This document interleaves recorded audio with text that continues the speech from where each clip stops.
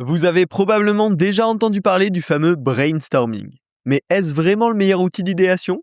Quelles alternatives avons-nous à notre disposition et en quoi peuvent-elles améliorer nos sessions? On en discute ensemble dans Parlons Design.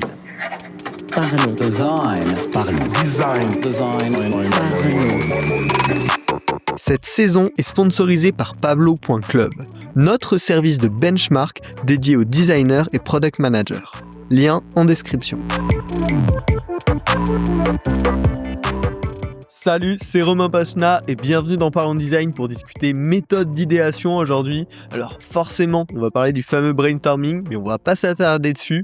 Déjà, rapidement, c'est quoi? C'est un temps d'échange libre pendant lequel il faut proposer un maximum d'idées, même décalées ou inappropriées en général, afin de pouvoir plus tard tester ou converger vers des solutions plus tangibles. Donc le but, c'est vraiment de générer de nouvelles idées, de sortir un petit peu de notre boîte, de nos habitudes, pour pousser la réflexion plus loin, finalement pour essayer de trouver quelque chose d'un petit peu innovant, un petit peu différent qui puisse faire la différence.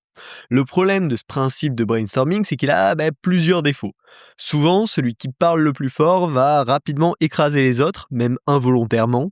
Et quand on dit parler plus fort, c'est en termes de volume, en termes de facilité à prendre la parole et à parler un peu plus fort que les autres finalement, etc. Donc ça, c'est déjà un gros défaut. On peut avoir le même défaut avec celui qui a le plus gros job title dans la pièce, qui peut rapidement écraser les autres, même de manière involontaire. On voit également aussi que les personnes qui ont besoin d'un peu plus de temps pour générer des idées, soit parce qu'ils aiment avoir le contexte ou parce qu'ils aiment pas, ils sont pas à l'aise avec le fait d'exprimer une idée très rapidement sans même y réfléchir, ils vont être très désavantagés dans ce genre d'exercice. Et du coup, on va pas tirer le meilleur de chacun, donc c'est dommage. Et ça va surtout avoir le gros biais que les premières idées qui vont être évoquées lors d'un brainstorming vont biaiser finalement tout le reste des personnes parce que ils vont avoir entendu ces premières idées et donc leurs idées à elles vont se faire biaiser par cet élément-là. Donc finalement, le brainstorming, oui, c'est un plutôt bon outil pour générer des idées, mais malgré tout, on voit qu'il y a des gros problèmes. Ça réduit les opportunités de chacun et donc potentiellement, ça va réduire la qualité du résultat du groupe. Et donc l'alternative que j'aimerais qu'on explore ensemble aujourd'hui, c'est le brainwriting. C'est très similaire, sauf que comme vous allez le voir, il y a une phase d'écriture à l'intérieur qui, à mon sens, le rend beaucoup plus pertinent, à peu près pour un exercice relativement équivalent en termes de mise en place, de structure, de temps que ça prend et de même objectif, générer des idées. Alors, comment on fait un brainwriting? La première étape, c'est qu'au lieu de parler tous ensemble, on va faire de l'idéation silencieuse. C'est-à-dire, pendant 10 minutes, de manière individuelle, chacun va écrire ses petites idées sur des post-it individuels sans les partager aux autres. Ils vont vraiment travailler de leur côté, essayer de générer toujours un maximum d'idées, mais sans se faire biaiser par les autres et sans avoir ce brouhaha de la parole qui peut venir les écraser. Voilà, très simplement, on met un timer dans une pièce, on donne de quoi noter des idées à tout le monde, et c'est parti, chacun génère ses idées. Derrière, forcément, on va arriver sur une deuxième étape, une fois que ces 10 minutes sont passées, de partage d'idées. Participant par participant, chacun va venir partager ses idées et les mettre dans un board commun où ensuite tout le monde pourra les consulter. Là, bien évidemment, l'idée à cette étape, c'est de faire connaître ces idées, de récupérer un petit peu les feedbacks de chacun, les apports de chacun et de mettre en commun ce travail-là. Ça va permettre dans une troisième étape de faire de l'affinity mapping, c'est-à-dire regrouper les idées qui se rapprochent, les concepts similaires, pour éviter d'avoir tout cet aspect doublon qui va vachement polluer l'analyse. Et derrière, on peut souvent passer sur une quatrième étape de priorisation ou de voting en fonction de l'objectif de la session pour faire ressortir les idées qui sont potentiellement les plus intéressantes. Petit warning là-dessus, même si je vous ai concocté un paquet d'astuces pour la suite, c'est pas parce que c'est l'idée qui est la plus récurrente que c'est la bonne idée. Au contraire, souvent l'idée la plus récurrente, ça va être la plus basique, la plus simple. Donc faut pas faire la priorisation ou le voting juste par rapport à l'occurrence d'idées, mais vraiment avec un système derrière qui va aider à scorer finalement et à guider la suite de la réflexion. Donc, il y a plusieurs outils là-dessus. On peut faire tout simplement du dot voting, donc chacun a des petites gommettes, 3 à 5 par participant, et va venir les mettre sur les idées qu'il considère les plus intéressantes. Ça, c'est un peu la façon la plus classique. On peut avoir des éléments, des façons de voter plus intéressantes. Faire par exemple du dot scoring, c'est-à-dire on va avoir toujours des petites gommettes pour pouvoir voter, mais par contre on va avoir une gommette qui représente le plus gros potentiel perçu, une gommette qui représente le plus gros quick win perçu, une gommette qui représente l'idée la plus raisonnable. Et ça va permettre déjà d'avoir un scoring bien plus intentionnel et moins juste sur une préférence un petit peu à chaud. On va un petit peu plus guider la sélection des idées. Et après, vous pouvez bien sûr également, ça marche aussi, appliquer des méthodes de scoring produits plus classiques comme le RICE et venir estimer pour chaque idée le reach, l'impact, la confidence en la réalisation de ça et l'effort. Et il y a bien sûr d'autres méthodes comme ça qui peuvent être appliquées. En tout cas, le but, c'est par rapport à sa situation, venir choisir la méthode de sélection la plus efficace pour avoir le meilleur résultat. Alors, maintenant qu'on a les bases du brainwriting, je vais bien sûr te partager mes astuces personnelles pour le rendre un petit peu plus intéressant, un petit peu plus efficace et l'adapter surtout au mieux à ton contexte. Mais avant ça, petit détour pour parler de mon partenaire UX France. Tu le sais probablement, selon moi, les projets perso sont la meilleure façon d'évoluer en design.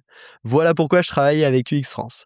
Ils proposent une formation en ligne sur 5 semaines avec des horaires fixes et des profs experts. Pendant la formation, surtout, tu bosses sur un projet associatif concret, tu rencontres des utilisateurs et tu crées un vrai prototype. J'ai moi-même été discuter avec des anciens élèves qui m'ont confirmé leur satisfaction, donc tous les signaux sont bons.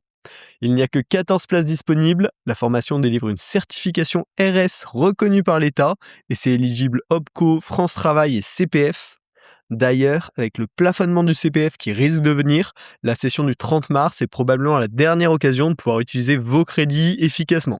Vous pouvez en profiter dès maintenant en rejoignant la formation de mon partenaire UX France. Le lien est en description. Passons donc maintenant aux astuces pour que notre brainwriting se passe au mieux. Alors, vous allez voir, il y a plein d'astuces qui ne sont pas forcément compatibles entre elles et qui vont devoir s'adapter finalement au contexte de chacun.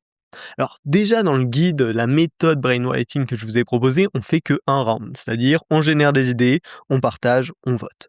Bien évidemment, en fonction des situations, on peut transformer cette session en plusieurs rounds de réflexion. Ça va permettre de créer de l'influence entre les idées, de pas juste être dans son petit monde. Pour autant, chacun dans son temps de réflexion sera tranquille dans sa petite bulle de réflexion. Dans ce cas-là, ce que je vous invite à faire, c'est des rounds plus courts. Au lieu de faire un gros 10 minutes d'idéation et ensuite on partage, c'est peut-être faire 5 minutes d'idéation, on partage, on refait 5 minutes d'idéation, on repartage. Et également, ça sert à rien de monter à faire 10 rounds d'idéation. En général, 2 ou 3 rounds vont être largement suffisants. Ensuite, on va tourner en rond et l'exercice perd beaucoup de son intérêt. Mais en tout cas, c'est tout à fait possible, si vous voulez plus d'influence entre les personnes, de faire plusieurs rounds de brainwriting à la suite avant de passer à une phase de sélection des idées. Une autre solution qui peut être intéressante à mettre en place, c'est la possibilité de créer ce qu'on peut appeler une brainwriting pool, une piscine d'idées. C'est-à-dire, cette fois-ci, on va rester sur un seul round d'idéation. On va toujours garder ce round d'idéation en silence, c'est-à-dire chacun est dans son petit coin. Par contre, on va permettre durant la session en silence que chaque nouvelle idée, chaque nouveau post-it qui est rédigé par quelqu'un de l'équipe, il va pouvoir le déposer au centre de la table ou au centre du whiteboard si on est en numérique et chacun va pouvoir venir consulter les idées des autres pour s'en inspirer volontairement. Ça permet toujours d'avoir cette réflexion un petit peu plus personnelle, un petit peu plus posée. Pour autant, ça va permettre cet échange d'idées. Le gros défaut de ça, c'est que ça va vachement augmenter le temps nécessaire à pouvoir réaliser cette étape d'idéation en silence, parce que prendre le temps de lire les post-it des autres et de s'en inspirer pour recréer des idées, forcément, ça coûte du temps durant le process. Donc ce que je vous recommande dans ce cas-là, c'est d'augmenter le temps de la session de silence. Au lieu de 10 minutes, peut-être faire un 20 minutes qui permettra de ne pas être non plus pressé à la seconde dans l'idéation. Également, ce que je vous recommanderais, c'est d'interdire pour autant la lecture des post-it des autres pendant les premières minutes. L'idée, c'est pas de biaiser directement. Laissons quelques minutes à chacun pour générer leurs idées purement dans leur coin, purement avec leurs connaissances et leurs idées à eux, avant de se mêler et de se faire biaiser par les idées des autres. Voilà, ces 2 techniques-là, c'est des petites variantes qui permettent de mieux les adapter au contexte et au niveau de créativité qu'on veut pousser là-dedans. Également, dans un autre domaine, il y a la possibilité de rajouter une étape avant la partie, sharing des idées. L'idée, c'est de venir rajouter une petite étape de priorisation de ses propres idées. Donc là, c'est au contraire quand on va être un petit peu moins créatif et qu'on veut plutôt des idées très sensées qui vont pouvoir être défendables. Et donc l'idée, c'est qu'entre, le moment où on va générer des idées en silence et le moment où on le partage avec le reste de l'équipe, on rajoute une petite étape de 5 minutes dans lequel chaque participant va devoir sélectionner ses 3 top idées et préparer un petit peu un mini speech de comment il va présenter ses idées à l'équipe, comment il va vendre ses idées à l'équipe. Là, ça va être vraiment idéal parce que ça va donner un contexte un petit peu plus productisé. On va déjà faire un pré-niveau de priorisation et aussi un pré-niveau de marketing finalement. Comment cette idée-là, je vais la vendre déjà à un petit groupe interne et donc comment je pourrais la vendre demain. C'est idéal quand on a un objectif moins créatif et plus fonctionnel, plus avec une notion d'impact sur l'utilisateur final ou sur les ventes ou autre, vachement plus importante durant ces sessions-là. Pour terminer, quelques petites astuces plus légères sur vraiment le run d'une session de brainwriting. Comme je l'ai dit avant, mais c'est important au moment où on va faire notre petit affinity mapping, rapprocher les post-it, rapprocher les idées, les concepts qui se ressemblent. On peut avoir tendance de dire « Ah, s'il y a beaucoup d'idées qui se regroupent, c'est que c'est une bonne idée ». Attention, c'est pas forcément vrai du tout. C'est potentiellement juste l'idée la plus générique ou celle qui fait le plus consensus. Ça veut pas dire que c'est la bonne réponse au problème que vous essayez de résoudre. Donc voilà, je préfère le répéter une deuxième fois parce que c'est vraiment un peu le biais naturel qui est très piégeux à mon sens. Le dernier petit point, c'est comment on se débrouille pour organiser une session de brainwriting. En présentiel, c'est quand même idéal parce que ça favorise les échanges et il y a un aspect très interactif d'être autour d'une table ensemble, d'avoir les petits papiers et d'avoir cette communication qui peut être très simplifiée. Donc là, voilà, vous avez juste à avoir des post-it et une salle et tout va rouler. Ça fonctionne bien évidemment très bien à distance aussi. Un FigJam ou n'importe quel whiteboard va très bien faire le travail. Certains ont un petit mode anonyme qui permet de pas voir les post-it des autres pendant que le mode anonyme est activé. Donc ça peut être très adapté à ces situations. Mais voilà, globalement, il n'y a pas besoin de chercher midi à 14h. Le matériel pour une session de brainwriting est vraiment très simple. J'espère que cet épisode vous aura aidé. C'est une méthode qui, à mon sens, est plus efficiente, plus inclusive que le brainstorming traditionnel. Donc, je vous le recommande grandement, bien sûr, comme toujours, à adopter à votre contexte. Si cet épisode t'a été utile, je t'invite, si tu le peux, à laisser une note 5 étoiles et un petit commentaire. C'est toujours un super encouragement à continuer le podcast. Ça permet aussi de mieux le classer dans les classements. Et puis, on est à 99 avis sur Apple Podcast. Il ne nous en manque plus que 1 pour atteindre les 100 avis. Ça me scandalise.